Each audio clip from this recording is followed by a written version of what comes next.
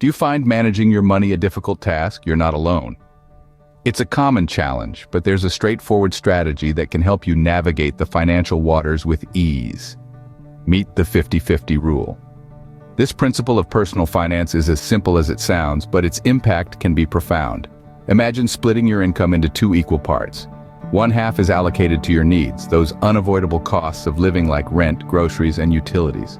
The other half goes towards your wants, those discretionary expenses that add a sprinkle of joy to your life, like dining out, travel, or that latest gadget on your wish list. The beauty of the 50-50 rule is its simplicity. It's a clear, uncomplicated method that can bring clarity to your financial decisions. It's not about penny pinching or austerity, but about balance and understanding where your money goes. The 50-50 rule is a blueprint that can help you tackle your finances effectively. Ready to dive deeper? To understand the 50-50th rule, you need to distinguish between needs and wants. Now let's get down to the nitty-gritty.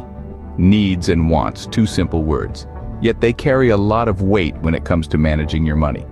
Most folks tend to mix them up, and that's where the problem starts. So what are needs? Simply put, these are the basics, the essentials for survival.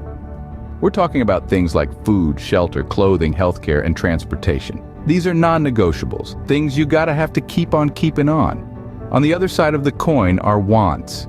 These are the extras, the nice-to-haves but not essential for survival. That designer handbag, the latest smartphone, or a fancy vacation, all fall into this category.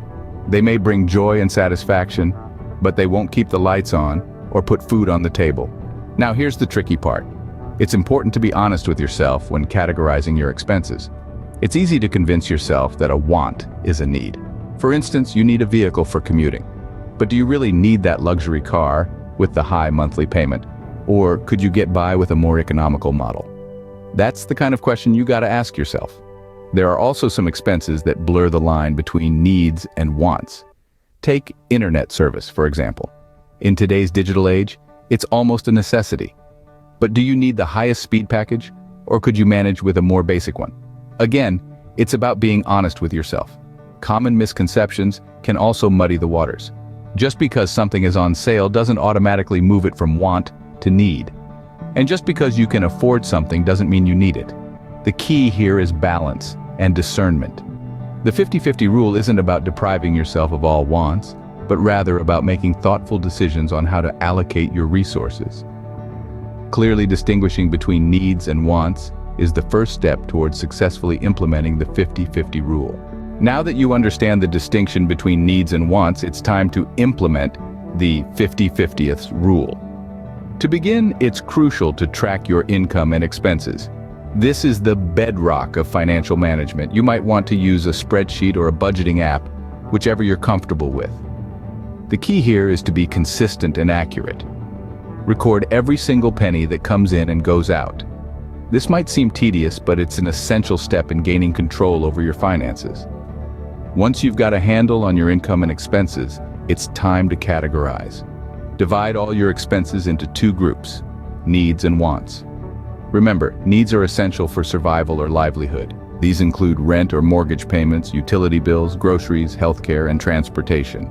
Wants, on the other hand, are the extras that enhance your lifestyle but aren't vital. These might include dining out, subscriptions, hobbies, and vacations. Now comes the interesting part. Allocate 50% of your income to needs. This might involve some tough choices. Maybe you'll have to downgrade your car or move to a smaller apartment. But remember, this is about financial health and long-term stability. It's not about deprivation, but about making smart decisions that pay off in the long run. The other 50% of your income goes to wants. This is your fun money, your reward for working hard. But remember, this isn't a free-for-all. It's about enjoying your money responsibly. Maybe you'll choose to dine out once a week, subscribe to a gym membership, or save up for a vacation. The choice is yours as long as it fits within your budget. If you're consistently spending more than 50% on needs or wants, it's time to reassess. Look for areas where you can cut back. Remember, the 50-50 rule is a guideline. It's not set in stone. It's meant to help you balance your financial life, not to stress you out. By following these steps, you're on your way to managing your finances with the 50-50 rule. The 50-50th rule, like any financial strategy, has its benefits and limitations. So, let's delve into these aspects and see if this rule can be your go-to financial guide. Firstly, the rule's simplicity makes it widely appealing.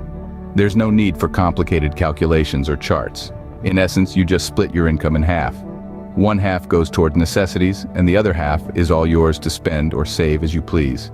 This straightforwardness makes it easy for anyone to adopt, even those who are new to personal finance. Secondly, the 50/50th rule offers flexibility. Unlike some other financial strategies, this rule doesn't restrict you to specific spending categories or percentages. You have the freedom to allocate your discretionary income as you see fit, whether that's towards a vacation, a new gadget, or a fancy dinner. Thirdly, this rule allows you to enjoy your income while still covering your necessities. There's a balance between responsibility and enjoyment, which can make managing your money less stressful and more rewarding. However, the 50/50 rule isn't without its limitations. For those with high necessary expenses or a lower income, adhering to this rule can be challenging. For example, if your necessary expenses account for more than half of your income, you may struggle to maintain the 50/50 split without falling into debt. Moreover, the rule doesn't provide specific savings goals. It merely suggests that you should save or spend your discretionary income as you wish. If you're aiming to save for a significant purchase or retirement, you may need a more structured savings plan. Finally, because the rule is so flexible, it can be easy to overspend on non-essentials, which could lead to financial difficulties in the long run. So, while the 50/50 rule offers freedom, it also requires a level of self-discipline. Understanding these benefits and limitations can help you decide if the 50/50 rule is the right approach for your financial situation. So, is the 50/50th rule the answer to all your money management problems? Well, not entirely. This rule is a fantastic tool to help you handle your finances more effectively. We've talked about how it simplifies budgeting by dividing income into two broad categories. However, it's not a one-size-fits-all solution. Some may find it too restrictive, others too lax. Remember, the most important thing is to find a system that works for you, and the 50/50 rule is a great place to start. Thank you for watching and happy budgeting.